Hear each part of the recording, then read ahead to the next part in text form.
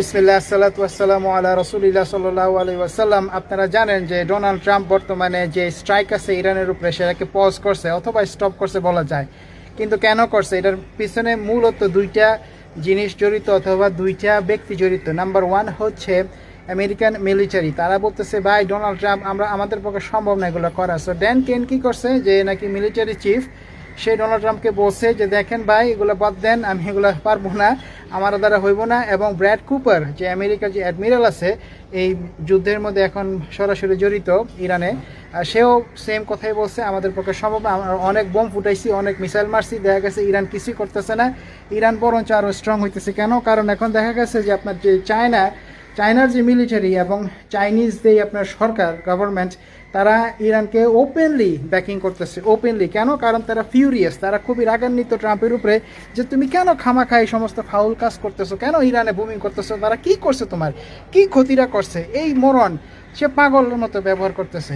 তো দেখা গেছে যে ইরান স্ট্রং হইতেছে। নাম্বার দুই, যে ব্যক্তিরা এর সাথে জড়িত, যে আমেরিকা যে এখন বর্তমানে সম্পূর্ণভাবে শেয়ার করতেছে, they have capitulated to Iran. The reason for that is another person, and that is JD Vance.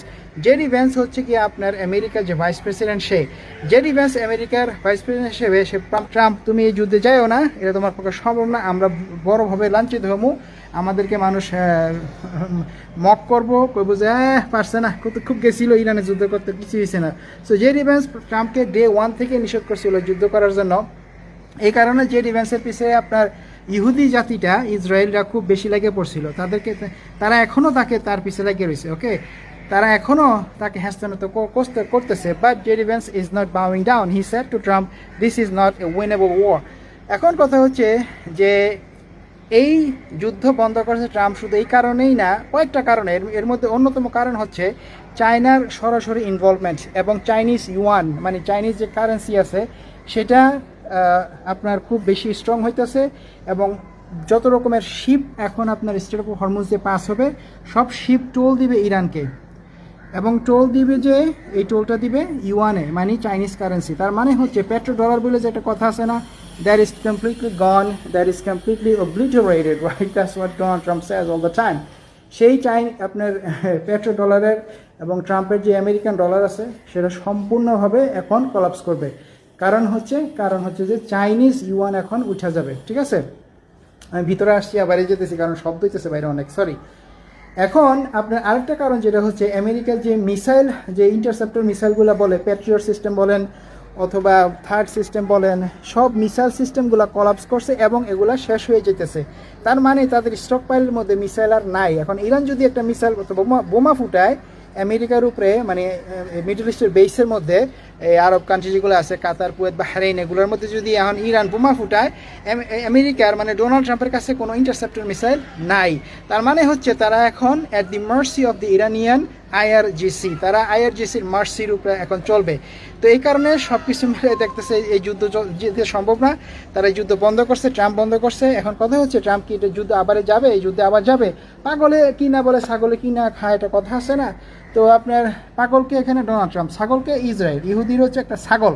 এই কারণে এরা আসলে কোনো দিন কোনো রাষ্ট্র নিয়ে স্থায়ীভাবে থাকতে পারে না। এদেরকে সবসময় দেখা গেছে যে বিভিন্ন দেশ থেকে, বিভিন্ন সাম্রাজ্য, বিভিন্ন সুপার পাওয়ার এদেরকে লাথি মেরে বের করে দিচ্ছে। ছাগল নাইলে কি, ঠিক আছে, আল্লাহ এদেরকে ছাগল বানাইছে।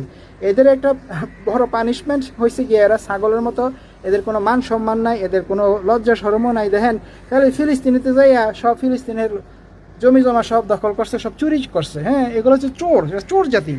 তো এরা গডস চোজেন পিপল না, এরা হচ্ছে গডস চোজেন থিভস, রবার্স। তো ইসরায়েল এখন দেখতেছে যে অবস্থা খুবই ভয়াবহ, এরা জিতবে না এই যুদ্ধে। এই কারণেই আপনি দেখছেন যে ইসরায়েল যে স্মটরিচ আছে, বেজালেল স্মটরিচ, যে ফাইন্যান্স মিনিস্টার, সে বলছে যে আমরা এই যুদ্ধে জড়াবো না, ট্রাম্প ফাইট করুক ইরানের সাথে, আমরা এই যুদ্ধে জড়াবো না। সে বুঝতে পারছে যে এই সমস্ত চুরিদারি করে তার দেশকে সে কোনোদিনও শক্তিশালী করতে পারে নাই, পারবেও না। তো বর্তমানে পরিস্থিতি যেটা দাঁড়াইছে, ট্রাম্প আবার যাইতেও পারে বলা যায় না যুদ্ধে, বাট ইসরায়েল অবশ্যই চাইবে সে যাক, কারণ এটা ইসরায়েলের জন্য ভালো, ইরান যদি ধ্বংস হয়ে যায়। But right now, Iran cannot be destroyed by Donald Trump whatsoever. Even if he wants to destroy it, even if he wants to launch another war on Iran again, going back to fight, time and again, it will not help.